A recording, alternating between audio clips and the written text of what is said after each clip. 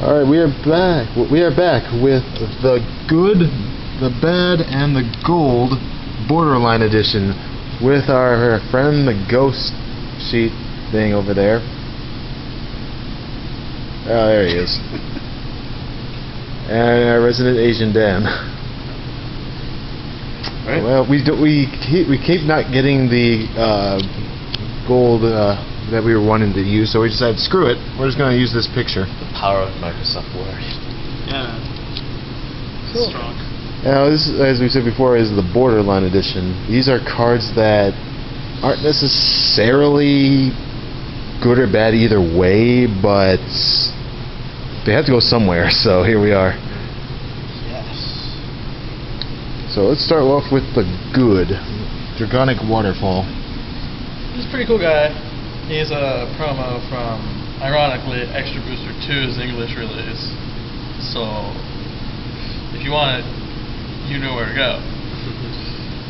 +3 when attacking the van, and when he attacks the Vanguard, you can drop a grade 3 Kagero, and he gets 10k for that battle. What can you say? Pure numbers. But that's all it is. Yep, he's a big number when you need him to be. 20. He can be 21 if you got the right guy behind him. He doesn't really do much. Face when face melting 31. Yeah. Unfortunately, most of the time, it's the grade 3 you drop, you end up drive checking, and if the deck, your Vanguard was Goku, you'd be doing something more with that. But that's for another time, because as we found out, Goku's got a reverse problem. Like I said, that's for another time. There's not much to say. Waterfall is strong, but he doesn't really move decks forward. But being strong is most of what you need to be in this game. He's a good push here and there. And then those people's face when you drop the grade 3, and it's like, oh, yeah, I can't guard that. A lot of people just freak out when they realize that he went from 21 to 31 in an instant. And people have to fight those numbers like he doesn't in a know how few to pull months. triggers though. I should know. A 6 damage healed him like a jerk. You need a second counter Yep. and shuffle the deck. And the whole game, not one trigger. Second counter on the deck, all you need. Statistically, I should have seen one, but nope, not one. You All have at to the go very ham bottom. to make them work proper. But anyway. So I broke the camera and double tricked. Yeah. Alright, on to the borderline bad. Borderline bad. Stealth Dragon Voidmaster. here's the thing about Voidmaster. Yes, those are some important things.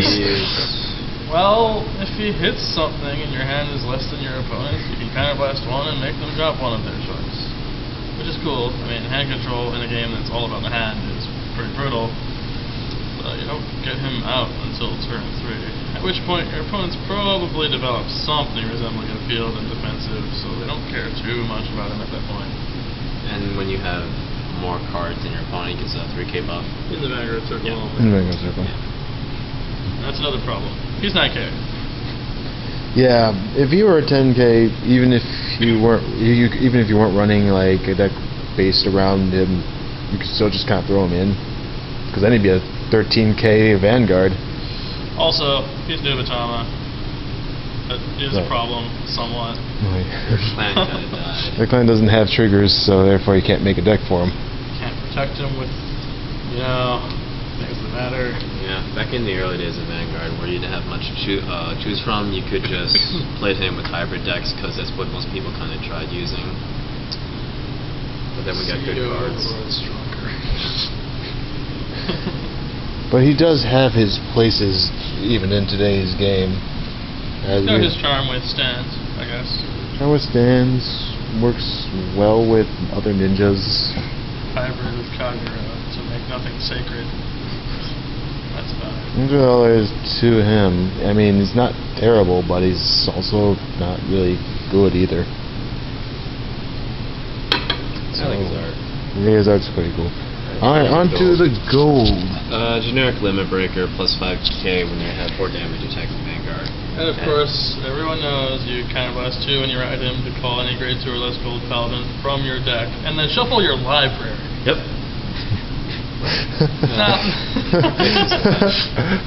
He's a borderline everything. Again, some typos here and there. Bushiroad. why he's borderline gold, even though he was the first gold paladin ever made. The thing about it is that he's not very gold paladin in nature. Yeah, despite being the OG. As we've mentioned several times before, the big thing about gold paladins is they spam cards off the top of the deck. Low cost, high reward, kind of, sort of. He's more of an Alfred. Automatically gets anything you want, which doesn't suit the rest of them. They Yeah. don't do that. Yeah, he's like one of the only things in general that do that. Like you said, ragtag band of misfits. Yeah, ragtag band of misfits. So it's weird that he can just do that. Even if it were something like he could just call his Drangle. I mean, I get that lore-wise, the ability makes sense. He was always about cherry-picking things.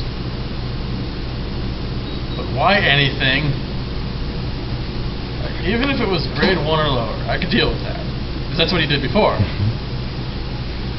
I think the problem was that they tried making gold paladins a certain way. They just made Garmor, and they realized we should probably just make. They were probably trying to make it a They second. were creating those trial decks. When they make trial decks, they tend to have them mirror each other in some way, and then the end result is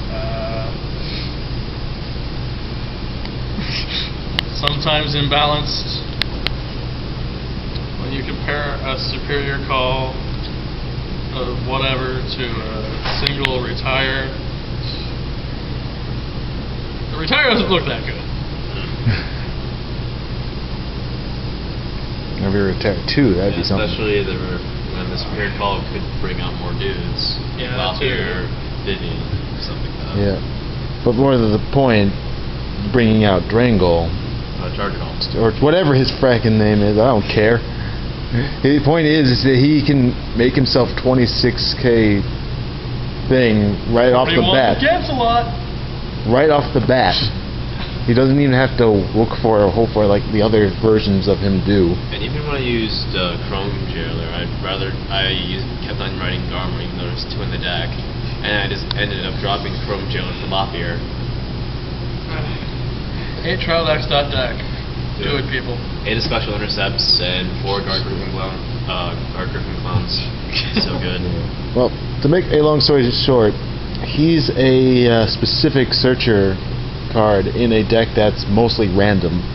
That is why he is borderline gold paladin. He's more of a royal. Yeah, he's more. Oh, I wonder why. Yeah, I wonder why he's more of a royal paladin. He didn't used to be one or anything.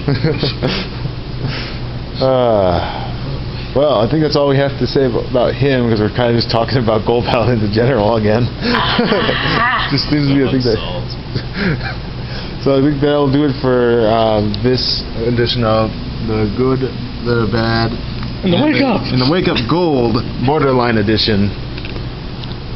If we can think of other borderlines, we might do them sometime in the future, but I'm sure we'll have ideas. But that'll be for another time. Again, if you guys have any suggestions or ideas, feel free to comment. Bye.